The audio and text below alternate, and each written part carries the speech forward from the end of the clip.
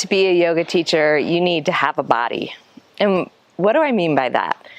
I would say I have a lot of people that come up to me and they say, oh, you're a yoga teacher and I'd love to do yoga, but I can't. And they give me their list of excuses. And I say, okay, do you have a body? And they say, yes. And I say, are you breathing? And they say, yes. And I say, you're actually practicing yoga right now. Yoga is so much more than complicated asana or postures. It's so much more than just about that part of the practice. It's about breathing. It's about lifestyle, having rhythms where you eat well, you sleep well, you have spiritual practices that keep you centered on what matters most. And one of the best teachers I ever had was a man with a paraplegic body. He was teaching from a wheelchair, had had a car accident with a spinal cord injury, and his perspective of yoga completely blew my mind. It broadened my limited perspective as a vinyasa, hot, sweaty power yoga teacher, that yoga was for every body. You just need to shift your perspective of what you can do and what you can bring to the practice. So if you're somebody who's never moved their body before and is laying still for whatever reason, you can practice the breath. You can practice quieting your mind, listening to the whispers of God. And eventually, if you want to develop a physical practice, your body is miraculous and will adapt, and you will get stronger. You will begin to see the shifts and changes in strength and suppleness with your body. But the most important thing here is that every body can practice yoga. And that's what we teach our leaders to do, to serve any population that comes in to their practice space. And what's ironic about a Christ-centered yoga teacher training program is that when you label it that way, you've got to be open to all the ways in which God might work through you and in you. And so we learn everything from a restorative yoga practice to breath work to a power yoga practice and everything in between, so that you can be adaptable in the way that you recognize that everybody matters. In order to be a yoga teacher, you need to be flexible. Okay, don't turn off this video. I know 90% of you already said, I'm disqualified. This is what I mean by flexibility. You need to be somebody who is able to adapt and to change their plan at any point. We train teachers to become servant leaders first. We know that what we don't know is everybody is coming into the practice space with something, and we don't know where they're coming from, but we know that everybody has a life beyond the yoga mat. Everybody has worries and anxieties and fears and all the pieces of their life coming into this space.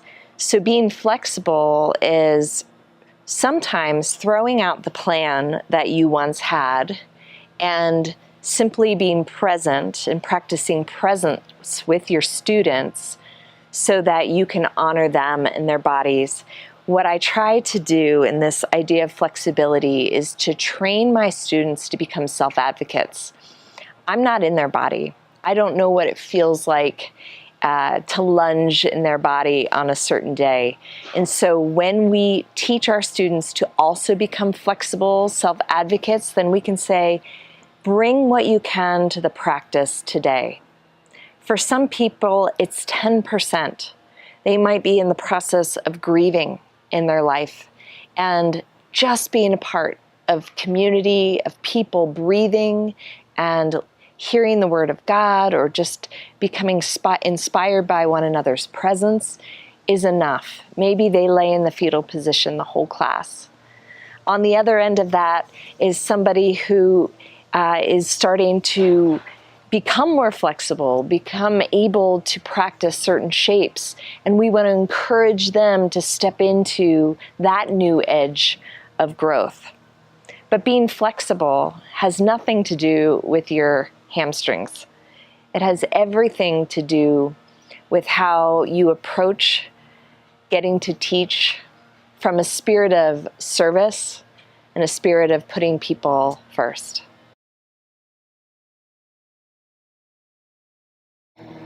To be a good yoga teacher, you need to be a student of yoga, like a good student of yoga. I love that yoga is not just a top-down modality. You don't just do a teacher training program and learn everything in your head and therefore you're able to teach it. No, it's a bottom-up, transformational modality where you get to teach from the overflow of your studentship. You get to teach from the overflow of your yoga practice. And for many of us, that might look like yoga becoming a spiritual discipline in your life where you move and breathe and meditate on the Word of God, keeping God center to your day. So maybe that looks like every day starting in a morning practice where you commit your mind, your body, your spirit to God and to the purposes of God in and through you. Also, we know that the best teachers are the ones who teach from sensation or experience, who understand what it feels like in their body to move into these different shapes, who understand the breadth of emotions that you experience in a yoga practice so that you can hold space for all of the emotions that come to the surface in your classes. So, being a student means becoming a follower, becoming a lifelong learner, recognizing that you will never get to a place of mastery. We know on this side of glory, we only get a glimpse of what it means to fully experience God. And that's the same thing with yoga, with the human body, and becoming a student forever is one of the greatest gifts of getting to teach yoga. To be a yoga teacher, you need to know your worth. And if you don't know that now, our yoga teacher training program will get you to the heart of that question. We are all made in the image of God. And at any given time, we are either reflecting God or we're playing God. And the reflecting of God is that you are connected to your worth. You're made in the image of Godness, the specific gifts that He gave you and only you. And that is crucial. So we know that our worth comes from a deeper place. It comes from a place of grace that we don't have it all together. We don't have it perfect, but Jesus died for us on the cross in order to make us right before God, in order for us to have a sense of humility in the way we approach life, in the way we love God, we are loved by God, and the way we love others.